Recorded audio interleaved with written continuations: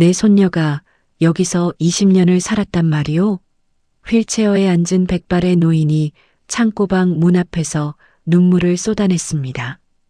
검은 양복의 남자 4명이 마당을 에워싼 가운데 시어머니 강금순의 얼굴에서 핏기가 사라졌죠. 장에 있는 맏며느리를 20년간 창고방에 가두고 하녀보다 못하게 부려먹은 시어머니. 그런데 추석 아침 검은 양복 입은 남자들이 대문을 열고 들어서자 온 동네가 멈춰버렸습니다. 그 남자들이 꺼내든 봉투 3개, 그 안에 들어있던 것은 대체 무엇이었을까요? 그리고 창고방 벽에 빼곡히 적힌 7,300줄의 같은 문장. 그것을 본 시어머니는 왜 바닥에 무너져 내렸을까요? 추석 아침 충남 서산의 그 낡은 기와집 대문이 열리는 순간부터 이야기가 시작됩니다. 사연 시작 전 구독과 좋아요 부탁드립니다. 그럼 오늘의 사연 바로 시작하겠습니다. 우리 윤서 어디 있습니까? 추석 아침 충남 서산의 낡은 기와집 대문이 벌컥 열리더니 휠체어에 앉은 백발의 노인이 떨리는 목소리로 그 한마디를 내뱉었습니다. 마당에서 전을 부치던 동네 안악들의 뒤집개가 허공에 멈춰버렸고 기름 튀는 소리마저 숨을 죽인 듯 사라져버린 겁니다. 검은 양복에 이어피스를 낀 남자 4명이 노인의 양옆에 도열에 서 있었는데 이 작은 시골 마을에 한 번도 발을 들인 적 없는 세계가 느닷없이 쏟아져 들어온 순간이었습니다. 대청마루 위에서 손주에게 송편을 쥐어주던 시어머니 강금순, 그 여자의 눈이 대문 쪽으로 꽂혔습니다. 손에서 송편이 미끄러져 마루 아래로 대구르르 굴러떨어졌지만 금순은 그걸 주울 생각조차 하지 못했죠. 윤서라니.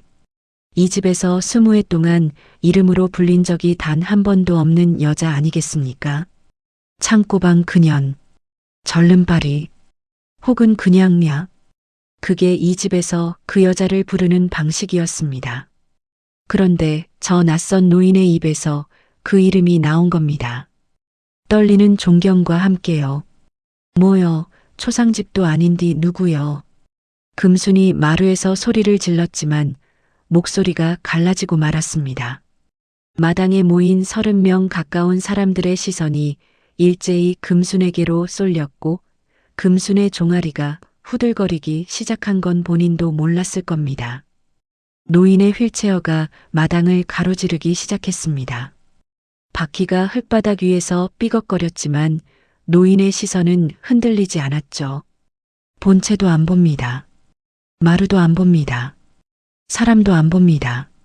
오직 마당 끝 페인트가 벗겨진 창고방 문 하나에 시선이 고정되어 있었던 겁니다.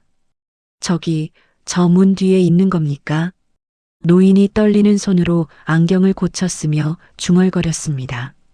84세 이 노인은 무려 18년을 찾아 헤맸던 것이죠.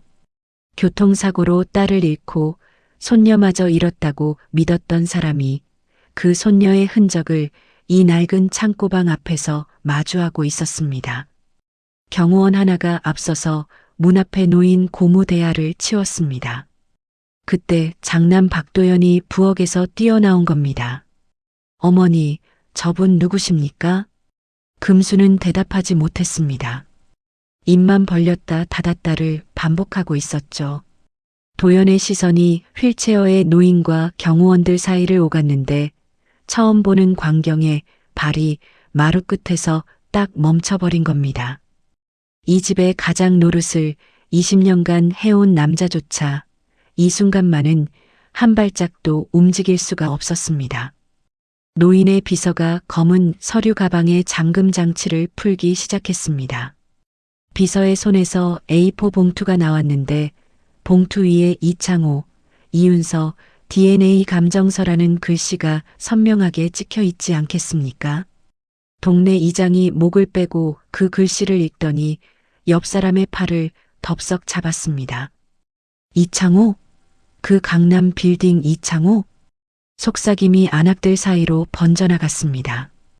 강남의 빌딩 세 채를 가진 자산가의 이름이 이 시골 마당 위에 떨어진 순간이었죠. 금순의 얼굴에서 핏기가 한꺼번에 빠져나갔습니다. 윤서가 무슨 부잣집 딸이여. 고아원 출신인디. 금순이 한 발짝 앞으로 나서며 소리쳤습니다. 목소리는 높았지만 손끝이 사시나무처럼 떨리고 있었죠. 그런데 이창호라 불린 노인은 금순을 쳐다보지도 않았습니다. 시선은 여전히 창고방 문에 머물러 있었고 입술만 천천히 움직였습니다. 그 문 뒤에 내 손녀가 있는 겁니까? 그 한마디에 마당 위의 모든 수군거림이 칼로 자른 듯 꺼져버렸습니다. 창고방 안에서는 아무 소리도 들리지 않았습니다. 이창호의 눈에서 눈물이 흘러내렸고 경호원들조차 고개를 돌렸죠. 도연이 한 발짝 나서려 했지만 발이 멈춰버렸습니다. 자기 아내가 20년간 잠든 방을, 자기가 한 번도 제대로 들여다보지 않은 그 방을 처음으로 똑바로 보고 있었던 겁니다. 도연은 그제야 깨달았을까요? 자신이 외면해 온 것의 크기를요.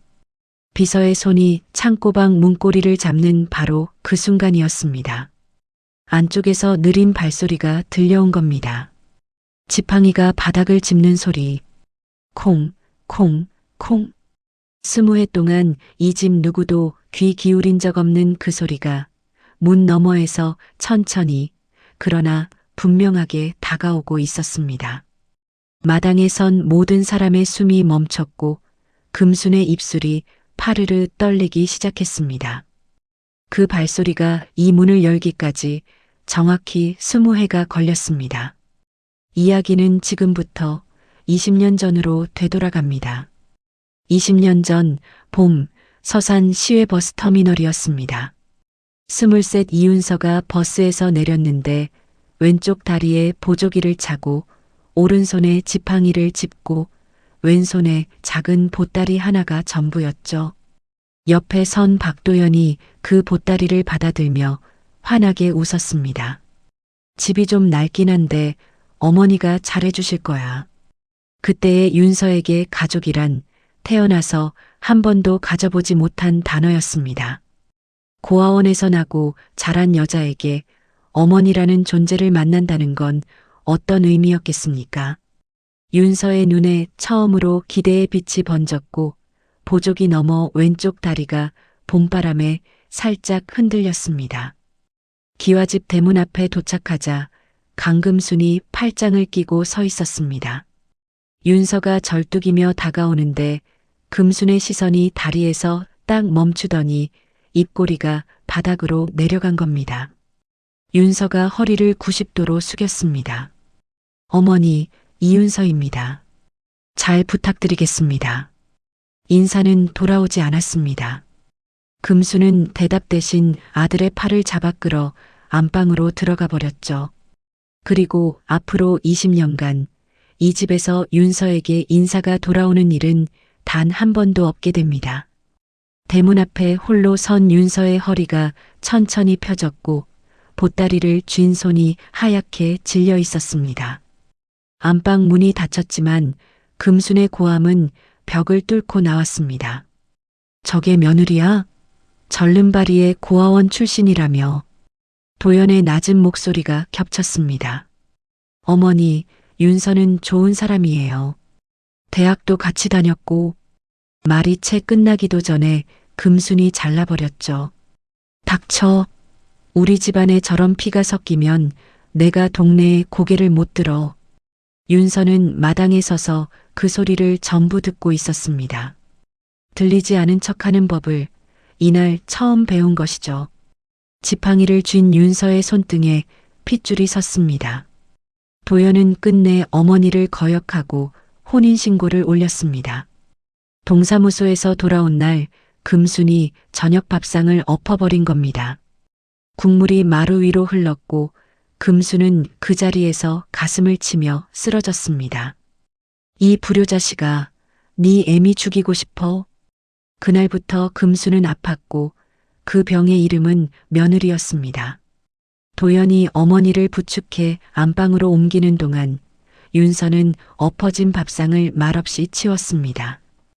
혼인신고서의 잉크는 마르지도 않았던 참이었죠. 첫 제삿날이 돌아왔을 때 윤서가 정성껏 전을 부치고 나무를 묻혀 상을 차렸습니다. 금순이 제사상을 한번 훑더니 윤서가 만든 접시를 하나씩 집어치우기 시작하는 게 아니겠습니까? 절름발이가 만든 건 조상님 상에 못 올려. 시누이 박도희가 피식 웃으며 거들었습니다. 형부도 불쌍해. 성한 사람 만났으면 출세했을 텐데. 윤서가 차린 상은 비워졌고 윤서의 자리는 처음부터 없었습니다. 윤서는 부엌 구석에 쪼그려 앉아 제사상 불빛이 새어나오는 안방 문틈을 바라보고 있었습니다. 결혼 첫해 겨울, 금순이 마당 끝 농기구 창고를 가리켰습니다. 안방은 내 방이고 건넌방은 도희 거야. 니는 저기서 자. 창고 안에는 녹슨 호미와 곰팡이 핀 가마니가 쌓여 있었습니다. 윤서가 하루 종일 청소에 겨우 이불 하나 깔 자리를 만들었죠. 그 방은 사람이 사는 곳이 아니었습니다. 하지만 윤서에게는 난생 처음 자기만의 공간이었던 겁니다. 도연이 항의하러 안방으로 갔지만 금수는 어김없이 가슴을 치며 마루에 쓰러졌고 도연의 발은 또 한 번 꺾이고 말았습니다. 그 뒤로 도연의 항의는 점점 줄었고 윤서의 창고방 생활은 굳어져 갔습니다. 새벽 4시에 일어나 본체 마루를 닦고 온 식구 밥을 짓고 밭일까지 도맡았죠. 돌아오면 식구들이 먹고 남은 국물에 찬밥을 말아 창고방으로 가져가는 것이 윤서의 저녁이었습니다. 그것도 감사한 줄 알아. 금순이 등 뒤에서 던지는 말에 윤서는 고개를 숙인 채 대답했습니다. 네, 어머니. 고맙다는 말은 이날 이후로도 20년간 단 한 번도 돌아오지 않았습니다. 그날 밤이었습니다. 윤서가 창고방 벽에 연필을 꺼내 조용히 한 줄을 적었습니다. 오늘도 가족이고 싶었습니다. 손끝이 떨렸지만 글씨는 또박또박했죠. 연필을 내려놓고 이불을 끌어당겨 눕는 윤서의 위로 금간 거울에 지팡이와 보조기가 비쳤습니다. 이것이 시작이었습니다. 이 한 줄이 앞으로 7,300번 반복될 줄은 이 밤에 윤서는 아직 꿈에도 몰랐던 것이죠. 결혼 5년 차 되던 해 둘째 아들 도준이 결혼을 했습니다. 새 며느리 채영은 서울 출신의 양가 부모 모두 건재한 여자였죠.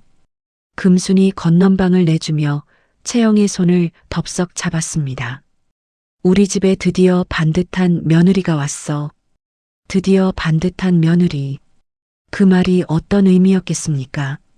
부엌에서 잔치상을 차리던 윤서의 손이 멈췄지만 고개는 돌리지 않았습니다. 당신은 한 번도 며느리가 아니었다는 선고나 다름없었던 거죠. 채영은 금순의 편에 정확히 섰습니다. 명절이면 설거지와 빨래를 윤서에게 몰아줬고 윤서가 거실 소파에 앉기라도 하면 금순에게 눈짓을 보냈습니다. 창고방 것이 여기 왜 앉어? 금순이 소리치면 윤서는 말없이 일어나 마당으로 나갔습니다. 채영은 그 빈자리에 앉아 TV 리모컨을 들었고 도희가 전화기 너머로 웃으며 한마디 보탰죠. 역시 둘째 새언니가 들어오니까 형수도 좀 알겠지? 이 집에서 윤서의 자리란 게 있었을까요? 소파 위에도 밥상 위에도 어디에도 없었습니다. 결혼 10년 차가 되던 해 시누이 도희의 남편이 사업 자금이 필요하다며 본가를 찾아왔습니다. 금순이 거실에서 통장을 꺼내는데 도연이 옆에서 물었습니다. 어머니, 그 돈 어디서 나온 겁니까? 금순이 통장을 품에 넣으며 쏘아붙였죠. 내가 평생 모은 거요. 네가 알 바 아니야. 도연은 고개를 끄덕이고 물러섰습니다. 하지만 그의 눈 한쪽이 좁아졌는데 그 의심이 입을 열기까지는 앞으로 10년이라는 시간이 더 필요하게 됩니다. 도연이 방으로 돌아가는 뒷모습 너머로 부엌에서 윤서가 새벽 품삯 봉투를 금순의 서랍에 넣고 있었습니다. 아무도 그 장면을 보지 못했죠. 그 뒤로 윤서의 하루는 새벽 3시에 시작되었습니다. 해가 뜨기 전 밭으로 나가 상추를 뜯고 고추를 따고 장날이면 지팡이를 짚고 시장까지 걸어가 팔았습니다.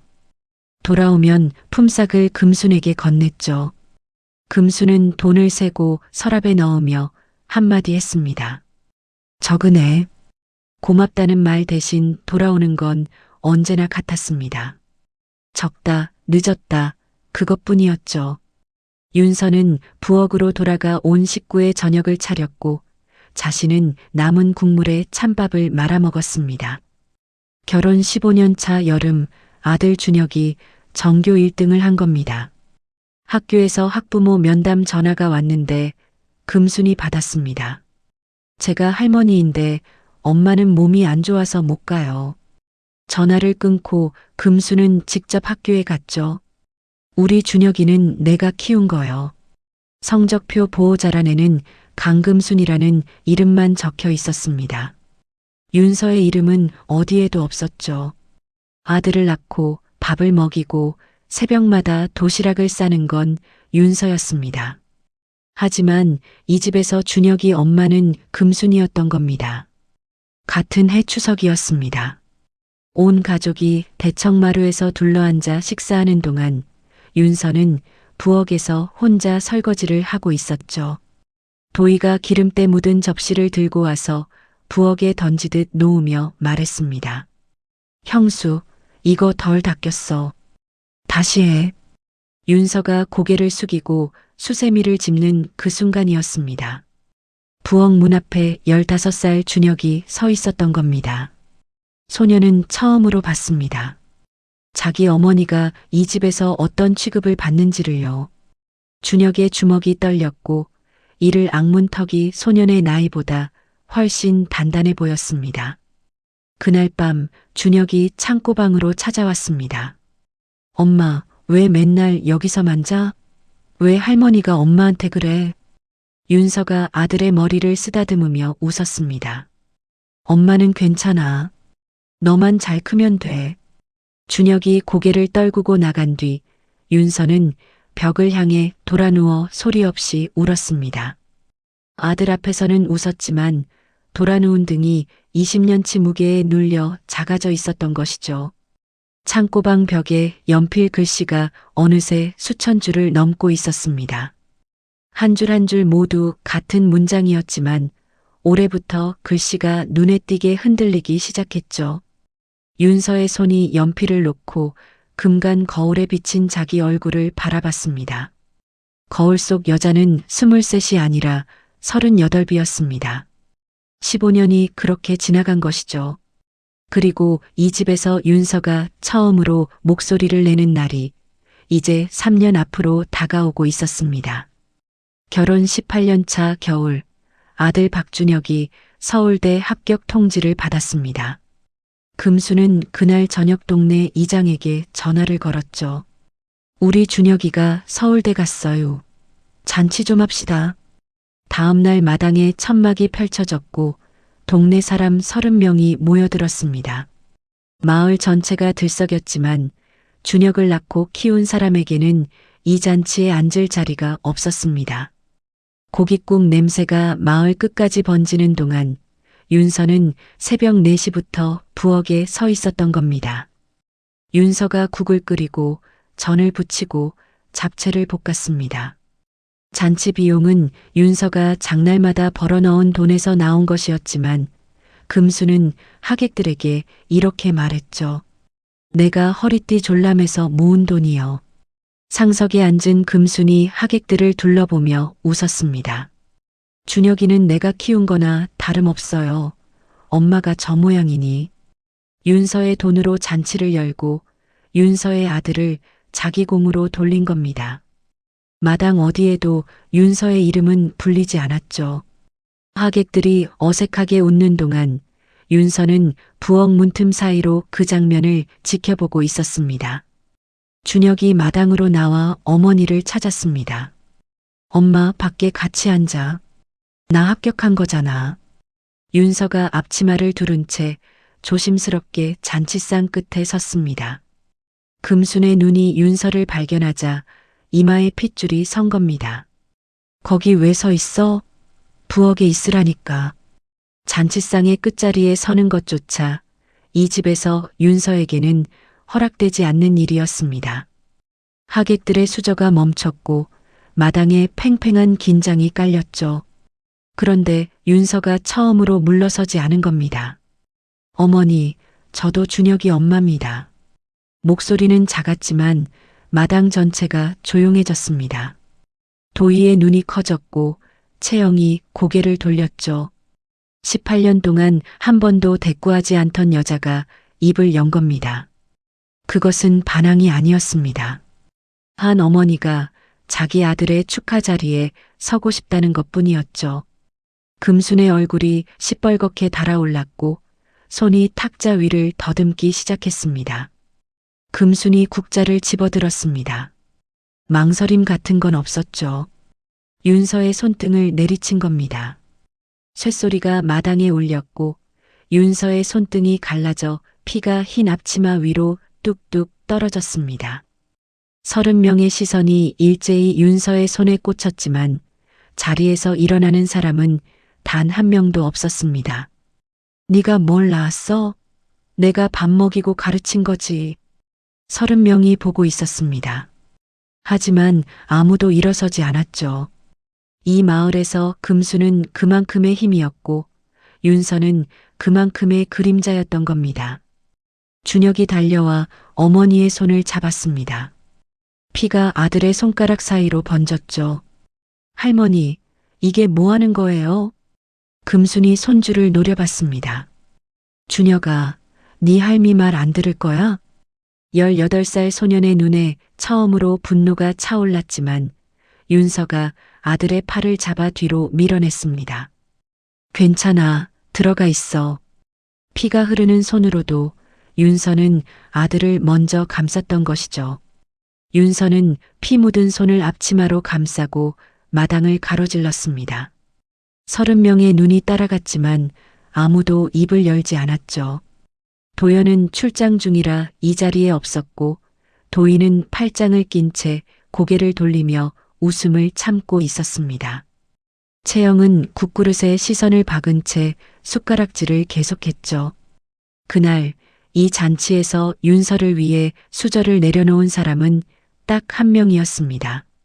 18살 그녀의 아들뿐이었죠. 창고방 문이 닫혔고 안에서 수도꼭지 소리만 길게 이어졌습니다. 마당에서는 잔치가 다시 시작되었지만 준혁의 자리는 비어 있었습니다. 소녀는 어둠 속 창고방 문 앞에 서서 문 안쪽의 물소리를 듣고 있었죠.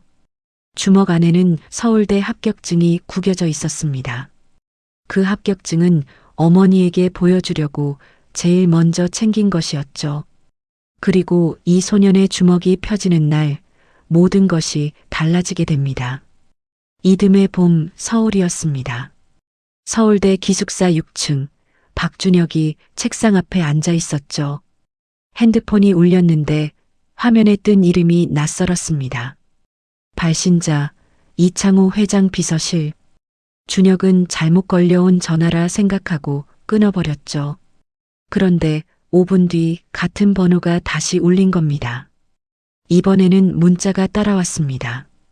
박준혁님의 외증조부 이창호 회장님께서 면담을 원하십니다.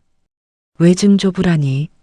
그 단어를 준혁은 한 번도 써본 적이 없었습니다. 어머니에게 부모란 존재하지 않는 것이었고 그 위의 세대는 생각해 본 적조차 없었으니까요. 준혁의 손이 멈춰버렸죠. 어머니는 고아원 출신이라고만 했습니다. 부모 이름도 사진도 본 적이 없었죠. 준혁이 문자에 적힌 강남 사무실 주소를 멍하니 바라보다 전화를 걸었습니다. 실례지만 저희 어머니 성함이 뭔지 알고 계십니까? 수화기 너머 비서의 목소리가 차분하게 대답했죠. 이윤서 씨, 1978년생, 왼쪽 하지 장애 3금. 그 순간 준혁의 심장이 내려앉았습니다. 어머니의 이름을 이 낯선 사람이 정확하게 알고 있었던 겁니다. 준혁의 손이 핸드폰 위에서 떨리기 시작했습니다. 일주일 뒤 준혁은 강남 한복판 30층 빌딩 로비에 서 있었습니다. 대학생 운동화가 대리석 바닥 위에서 삐걱거렸죠. 엘리베이터가 열리고 비서가 안내한 회장실 통유리 너머로 서울 전경이 한눈에 내려다 보였습니다. 휠체어에 앉은 백발의 노인 이창호가 준혁을 마주했죠. 자네가 윤서의 아들이야. 물음이 아니었습니다. 확인이었죠. 노인의 눈가가 떨렸고 주름진 손이 책상 위 서류를 밀어냈습니다. 준혁의 시선이 서류 위의 사진에서 멈췄는데 3살배기 여자아이가 왼쪽 다리에 깁스를 하고 웃고 있지 않겠습니까? 이창호가 서류를 하나씩 펼치기 시작했습니다. 27년 전 교통사고 기록, 신원 미상 아동시설 입소 서류, 그리고 18년간의 사설 조사 보고서. 윤서는 고아가 아니었던 겁니다. 3살 때 교통사고로 어머니를 잃었습니다. 이창호의 외동딸이었던 윤서의 어머니가 그날 사고 현장에서 3살배기 윤서를 안은 채 숨을 거둔 것이죠. 윤서는 다리를 다친 채 병원에 실려갔지만 신원 미상으로 처리되어 고아원에 보내졌습니다. 내 딸이 그날 죽었어. 손녀를 안은 채로. 그런데 손녀 시신이 확인되지 않았단 말이야. 이창호의 목소리가 끊겼습니다. 딸을 잃은 아버지는 손녀마저 잃었다고 믿었던 겁니다. 하지만 시신이 나오지 않았다는 그 한 가지 사실에 18년을 매달려온 것이죠. 사설 조사팀을 꾸려 전국의 고아원과 시설을 뒤졌고 마침내 준혁의 대학 입학 기록에서 어머니 이름 석 자를 발견한 겁니다. 유전자 검사만 남았어. 이창호가 준혁의 눈을 똑바로 봤습니다. 자네 DNA를 확인하면 윤서가 내 손녀인지 증명된다. 준혁의 손이 무릎 위에서 떨렸습니다. 어머니가 창고방에서 20년을 버틴 이유, 고아원 출신이라는 꼬리표 때문에 짓밟힌 세월, 그 모든 것의 출발점에 거짓이 있었다는 뜻이었죠. 고아가 아니었던 겁니다. 처음부터 단 한 번도요. 준혁이 소매를 걷었습니다. 하겠습니다. 2주 뒤 결과가 나왔습니다. 99.98% 일치. 이창호의 손이 감정서를 쥐고 떨렸죠. 살아있었어. 내 윤서가. 비서가 조심스럽게 물었습니다. 회장님, 손녀분께 먼저 연락하시겠습니까? 이창호가 고개를 저었습니다. 내가 직접 간다. 내 손녀가 어떻게 살고 있는지 이 눈으로 봐야 해. 84세 노인이 휠체어를 돌렸습니다. 서울에서 서산까지 손녀를 찾아가는 마지막 길이 시작되고 있었던 것이죠. 이창호의 눈에 18년간 한 번도 꺼지지 않았던 불빛이 타오르고 있었습니다. 같은 시각 준혁이 서산 본가에 전화를 걸었습니다. 윤서가 창고방에서 작은 소리로 받았죠. 준혁아, 무슨 일이야? 준혁은 울음을 삼키며 말했습니다. 엄마 할아버지가 살아계셔. 엄마는 고아가 아니야. 수화기 너머로 긴 침묵이 흘렀습니다. 윤서의 숨소리만 작게 들렸죠. 40년간 가족이 없다고 믿어온 여자에게 할아버지가 살아있다는 말은 대체 어떤 무게였겠습니까? 창고방의 공기가 얼음처럼 굳었고 윤서의 눈에서 소리 없이 물이 흘러내렸습니다. 윤서가 천천히 벽을 짚고 일어났습니다. 연필 글씨가 빼곡한 벽을 등지고 창고방의 작은 창문 너머로 어둑한 마당을 바라봤죠. 본체 안방에서 금순의 TV 소리가 흘러나오고 마당에는 아무도 없었습니다. 윤서는 아직 아무것도 몰랐습니다. 자기를 찾아 서울에서 누군가 오고 있다는 것을요. 그리고 이 창고방의 문이 바깥에서 열리는 날이 왔다는 것을요. 준혁의 전화를 들은 그 밤, 도연은 잠을 이루지 못했습니다. 천장을 바라보며 뒤척이다 새벽 5시에 침대에서 일어났죠. 머릿속에 한 장면이 떠올랐습니다. 10년 전 어머니가 통장을 품에 넣으며 내가 모은 거요 라고 했던 그 순간이었죠. 그때 좁아졌던 눈이 10년 만에 드디어 입을 열려 하고 있었습니다. 도연은 회사 경리에게 전화를 걸었습니다. 어머니 명의 통장 내역 20년치 전부 뽑아줘. 경리가 뜸을 들이자 도연의 목소리가 한 톤 내려갔죠. 지금 당장. 오전이 되어 도연의 책상 위에 통장 내역서가 펼쳐졌습니다. 매달 꼬박꼬박 들어오는 입금이 있었는데 밭작물 판매 대금, 새벽 부업 수입, 마을 품삯. 입금 자명은 전부 이윤서였습니다. 그런데 출금 내역에는 윤서의 이름이 단 한 번도 없었던 겁니다. 금순이 자기 돈처럼 빼서 생활비, 도희 남편 사업 자금, 채영의 백화점 카드 결제까지 돌린 것이죠. 20년간 이 집의 모든 돈은 윤서에게서 나왔습니다. 하지만 윤서의 이름은 가계부 어디에도 없었던 겁니다. 도연의 손가락이 내역서 위에서 멈췄고 종이를 쥔 손이 하얗게 변했습니다. 3억? 도희 남편에게 넘어간 금액이 정확히 그 숫자였죠. 그 옆으로 채영의 백화점 결제 내역이 수십 줄 이어졌습니다. 윤서는 이 집의 실질적 가장이었던 겁니다. 새벽부터 밤까지 벌어넣은 돈이 전부 금순의 손을 거쳐 다른 사람에게 흘러갔죠. 도연의 머릿속에 20년의 장면이 스쳐 지나갔습니다. 새벽마다 밭으로 나가는 아내의 등, 남은 국물에 찬밥을 말아 창고방으로 가져가는 뒷모습, 한 번도 새 옷을 사입지 않은 여자. 윤서 밥은 남은 국물에 찬밥이었잖아. 도연이 혼잣말을 내뱉고 의자를 밀치며 일어섰습니다. 그날 저녁 도연이 본가로 들어섰습니다. 금수는 마루에서 TV를 보고 있었고 채영은 거실에서 과일을 깎고 있었죠. 도연이 통장 내역서를 금순 앞에 펼쳤습니다. 어머니, 이게 뭡니까? 금순이 종이를 힐끗 보고 시선을 돌렸죠. 그게 왜? 살림한 거요. 살림. 그 한마디로 20년의 착취를 정리하려 했던 겁니다. 도연의 턱이 단단하게 굳었습니다. 도연의 목소리가 처음으로 올라갔습니다. 윤서가 번 돈이잖습니까? 한 푼도 안 쓰게 하고 도희한테 3억을 줬어요? 금순이 벌떡 일어나며 소리쳤죠. 그년이 뭘 벌었다고. 밥 먹여주고 재워준 게 어딘디. 도연이 내역서를 탁자 위에 내려쳤습니다. 창고방에 재워놓고요? 남은 국물 먹이면서요? 20년 동안 어머니의 가슴치기에 물러섰던 아들이 처음으로 한 발짝도 물러서지 않은 겁니다. 금순의 눈이 흔들렸습니다. 이 아들에게서 처음 보는 눈빛이었죠. 채영이 과일칼을 내려놓고 슬금슬금 자리를 떴습니다. 금순이 가슴을 치며 바닥에 주저앉았죠. 내가 이 집을 지킨 거야. 절름발이한테 안방을 줄 순 없었어. 도연이 어머니를 내려다봤습니다. 20년 동안 저 연기에 속아온 자신이 보였던 것이죠. 가슴을 치고 쓰러지고 우는 것. 그것이 금순의 무기였습니다. 하지만 오늘 그 무기는 더 이상 먹히지 않았죠.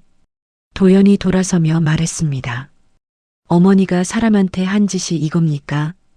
금순이 아들의 등을 붙잡았지만 도연은 뿌리치고 마당으로 나갔습니다. 창고방 문 앞에 선 도연이 문을 두드렸죠. 윤서야. 안에서 대답이 없었습니다. 문을 열자 윤서가 벽을 보고 앉아 있었죠. 도연은 그 벽을 보았습니다. 20년간 아내가 매일 밤 마주한 벽을 처음으로요. 연필 글씨가 빼곡했습니다. 한 줄, 두 줄, 세 줄. 전부 같은 문장이었죠. 오늘도 가족이고 싶었습니다.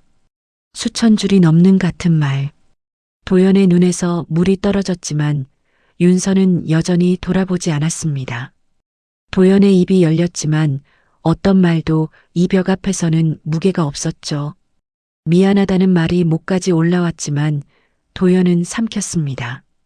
그 두 글자로는 이 벽에 7,300줄을 지울 수 없다는 걸 알았으니까요. 그리고 추석이 다가오고 있었습니다. 추석 당일 아침 이창호 회장의 검은 승합차가 서산 마을 입구에 멈췄습니다. 경호원 4명이 먼저 내렸고 비서가 휠체어를 펼쳤죠. 이창호가 차에서 내리며 논뚝 사이 좁은 길 끝 낡은 기와집을 바라봤습니다. 저기가 내 손녀가 20년을 산 곳이야. 서울에서 서산까지 2시간. 하지만 이 84세 할아버지에게는 18년이 걸린 길이었습니다. 비서가 서류 가방 잠금을 확인했고 일행이 움직이기 시작했죠. 대문이 열렸습니다. 처음 그 장면, 그 아침으로 돌아온 겁니다. 마당이 얼어붙었고 금순의 송편이 굴러떨어졌고 30개의 시선이 대문에 못 박혔죠. 이창호의 휠체어가 마당을 가로질러 창고방 앞에 멈췄습니다. 금순이 마루에서 뛰어내려 가로막았죠. 여기 누구 허락받고 들어온 거요? 이창호가 금순을 올려다봤습니다. 분노도 없었고 소리도 없었죠. 다만 눈빛이 얼음이었습니다. 금순은 평생 이 마을에서 가장 큰 목소리였지만 이 노인의 침묵 앞에서 그 목소리가 처음으로 작아졌습니다. 비서가 창고방 문을 열었습니다. 이불 한 채, 고장난 선풍기, 금강거울, 그리고 벽, 연필 글씨가 천장부터 바닥까지 빼곡했죠. 이창호의 휠체어가 문턱 앞에서 멈췄고 노인이 안경을 벗었습니다. 안경 없이 보는 것이 더 선명해서가 아니었습니다. 눈물이 흐르기 때문이었죠. 내 손녀가 여기서 20년을 살았단 말이오? 강남의 빌딩 3채를 가진 할아버지의 손녀가 농기구 창고에서 20년을 잤던 겁니다. 곰팡이와 금강 거울 사이에서요. 경호원 하나가 고개를 돌렸고 동네 안악들 사이에서 탄식이 새어나왔습니다. 비서가 서류 가방을 열었습니다. 첫 번째 봉투, DNA 감정서, 이창호와 박준혁 99.98% 혈연 일치. 금순의 입이 벌어졌죠. 두 번째, 이윤서 명예재산 상속 위임장. 강남 빌딩 3채, 물류회사 지분 전량 귀속이었습니다. 동네 이장이 중얼거렸죠. 빌딩 3채? 마당의 공기가 뒤집혔습니다. 세 번째 봉투가 열렸죠. 강금순 상대 손해배상 청구서 및 가정폭력 고소장. 봉투가 열릴 때마다 금순의 얼굴에서 색이 한 겹씩 벗겨졌습니다. 세 번째 봉투가 열렸을 때 남은 색은 없었죠. 윤서가 창고방에서 걸어 나왔습니다. 지팡이를 짚고 허리는 세월만큼 굽었지만 고개가 들려 있었죠. 마당을 가로질러 금순 앞에 섰습니다. 30개의 시선이 두 여자 사이에 못 박혔습니다. 어머니, 저는 한 번도 어머니 재산이 탐났던 적 없습니다. 윤서의 목소리는 떨리지 않았습니다. 그냥 가족이고 싶었을 뿐이에요. 20년간 창고방에서 벽에 적은 7,300줄의 문장이 이 한마디 안에 전부 들어 있었던 겁니다. 마당이 조용해졌고 동네 이장이 먼저 입을 열었습니다. 금순 씨, 저 며느리가 새벽마다 밭에 나가서 번 돈으로 이 집이 굴러간 거 온 동네가 다 알아. 안악 하나가 따라 말했죠. 명절마다 부엌에서 혼자 고생하는 거 우리가 안 본 줄 알았어? 금순의 눈이 흔들렸습니다. 20년간 자기 편이라 믿었던 마을 사람들이 등을 돌리고 있었던 겁니다. 도희가 뒷마당으로 빠지려 했지만 경호원이 길을 막고 서 있었죠. 채영은 벽에 등을 붙인 채 고개를 묻고 숨소리조차 죽이고 있었습니다. 금순이 20년간 쌓아 올린 것들이 한꺼번에 무너지고 있었죠. 돈도, 체면도, 사람도. 도연이 어머니 앞에 섰습니다. 어머니, 저는 윤서 편입니다. 20년 동안 한 번도 들은 적 없는 단호함이었죠. 이 집에서 나가시든 사과를 하시든 오늘 결정하십시오. 금순이 아들을 올려다봤지만 아들의 눈에 자비가 없었습니다. 금순의 무릎이 꺾였죠. 마당 위에 주저앉으며 입을 벌렸지만 소리가 나오지 않았고 두 손이 흙바닥을 긁었습니다. 처음이었습니다. 금순이 가슴을 치지 않은 것은요. 이번에는 연기가 아니었기 때문이죠. 이창호가 휠체어에서 윤서에게 손을 뻗었습니다. 윤서가 그 손을 잡는 순간 여든낸 노인의 어깨가 무너지며 흐느낌이 터졌습니다. 할아버지가 늦었다. 윤서야. 마당에 선 누구도 움직이지 못했고 금수는 바닥에 앉은 채 그 장면을 보고 있었습니다. 자기가 20년간 짓밟은 여자의 손을 이 마을에 들어온 적 없는 거대한 세계가 잡아주고 있었죠. 금순이 20년간 빼앗은 것은 돈이 아니었습니다. 가족이었죠. 그리고 그 가족이 지금 윤서에게 돌아오고 있었습니다. 한 달 뒤 서울 강남이었습니다. 이창호 회장의 한옥 별채 식탁에 두 사람이 마주 앉아 있었죠. 할아버지가 직접 끓인 미역국이 윤서 앞에 놓였습니다. 윤서가 숟가락을 드는 손이 떨렸죠. 43, 생애 처음 할아버지가 차려준 밥상이었습니다. 맛없으면 말해라, 더 끓일 테니. 40년을 기다린 미역국이었습니다. 할아버지의 손으로 손녀의 그릇에 처음으로 담긴 것이죠. 윤서의 눈에서 조용히 물이 흘렀고 미역국 위로 한 방울이 떨어졌습니다. 이창호가 냅킨을 건네려다 말고 자기도 안경을 벗어 눈가를 닦았죠. 할아버지, 저 이거 먹어도 되는 거죠? 이창호의 입이 떨렸습니다. 당연하지. 네가 내 손녀인데 할아버지가 끓인 국을 왜 못 먹어? 윤서가 숟가락을 입에 가져갔습니다. 국물이 목을 타고 내려가는 동안 윤서의 어깨가 작게 흔들렸죠. 울음이 아니었습니다. 40년간 비어있던 자리가 채워지는 소리였습니다. 도연은 본가를 나와 서울의 작은 아파트를 얻었습니다. 이사날 도연이 윤서에게 열쇠를 건네며 말했죠. 이제 내 방이야. 창문 크고 햇볕 잘 들어. 윤서가 방 안에 들어서서 창문을 열었습니다. 바람이 불었고 흰 커튼이 흔들렸고 윤서가 눈을 감았죠. 20년 만에 맞는 자기 방의 공기였습니다. 곰팡이도 녹슨 호미 냄새도 없었죠. 준혁이 옆에서 어머니의 팔을 잡았고 도연이 뒤에 서서 그 뒷모습을 바라봤습니다. 엄마, 여기서 오래오래 살자. 준혁이 말하자 윤서가 아들의 손을 꼭 잡았습니다. 대답 대신 고개를 끄덕였죠. 말로는 담을 수 없는 것들이 있었습니다. 도희의 전화는 어머니에게 닿지 않았습니다. 번호를 눌러도 손가락이 멈췄죠.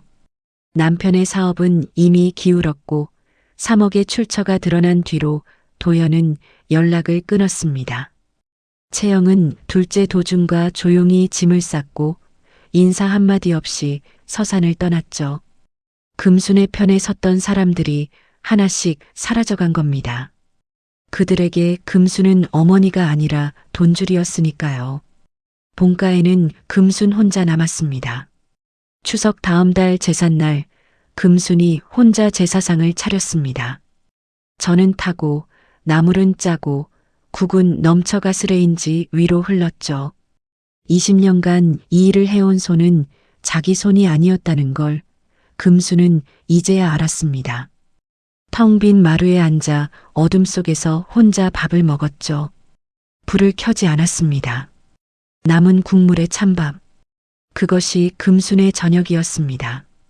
20년간 윤서에게 건넨 바로 그 식사를 이제 금순이 하고 있었던 겁니다.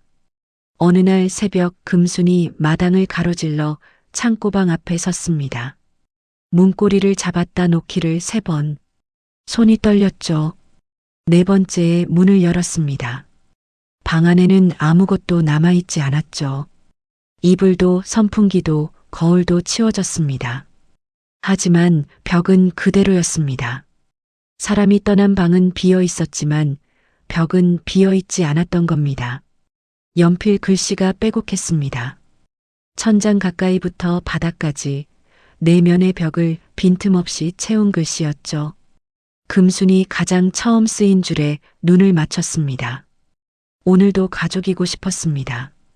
그 아래 줄도 그 다음 줄도 7,300줄이 전부 같은 말이었습니다. 하루도 빠지지 않은 20년의 기록이었죠. 7,300번. 윤서는 매일 밤 이 벽 앞에 앉아 같은 소원을 적었던 겁니다. 돈도 아니고 복수도 아니고 오직 가족이고 싶다는 것. 금순의 손이 벽에 닿았습니다. 연필가루가 손끝에 묻었고 글씨 위로 손가락이 천천히 미끄러졌죠. 한 줄, 두 줄, 세 줄. 읽을수록 무릎이 내려갔고 다섯 줄째에서 금순의 몸이 바닥까지 무너졌습니다. 입에서 울음이 아닌 신음이 나왔죠. 윤서야.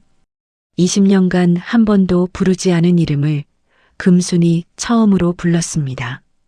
하지만 그 이름의 주인은 이미 이 방에 없었죠.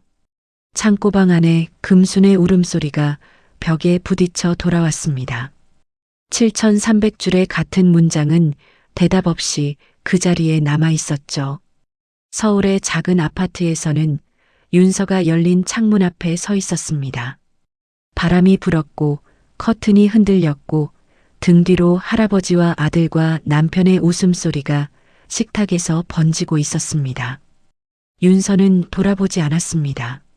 앞을 보고 있었죠. 40년 만에 찾은 가족을 등에 느끼며 처음으로 앞만 보고 있었습니다.